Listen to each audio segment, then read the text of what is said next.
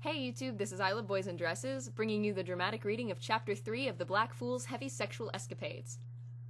I was asked by the author to omit Chapter 2.5, so to avoid any pain on my part, we're going directly to Chapter 3. So here we are with Chapter 3 of Heavy Sexual Escapades by The Black Fool.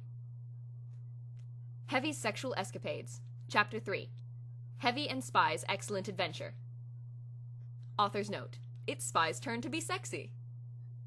Chapter 3. Heavy in Franceland. Heavy, once again, was being sexy, but this time he was joined by Spy, who was equally as sexy, if not sexier. They were sitting adjacent to each other in wire garden chairs, observing the French countryside. Spy dragged heavily on a cigarette and looked at Heavy with dark eyes. "My friend," he beckoned. Heavy looked in his direction nonchalantly. Spy coughed.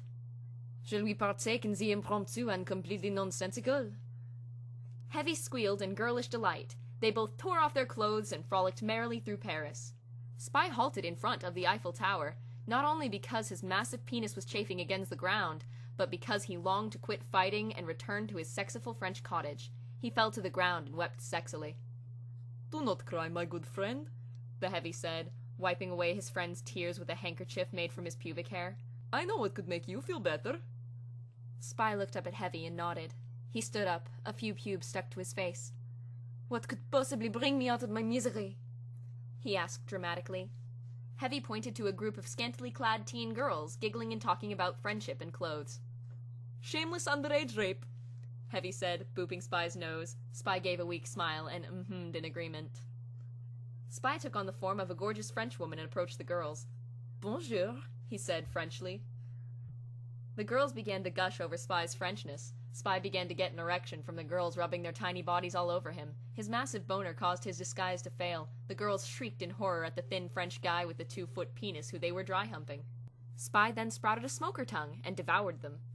Now that Spy had acquired a taste for virgin flesh, he began to feast upon many a fair maiden. He drank of their sweet, untainted blood, granting him eternal beauty and health. He seduced his victims with the promise of the first bonking, trapped them in his lair, and mutilated them. One day, he seduced a pharmaceutical student attending a university. He approached her from behind and grabbed her, stifling her screams with a passionate kiss.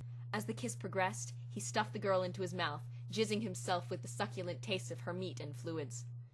He took notice of the mess his victim had made in her surprise. There were pills all over the floor! "Pills here?" inquired Louis, who had conveniently popped out of nowhere for the sake of that stupid overused joke. Spy then exploded.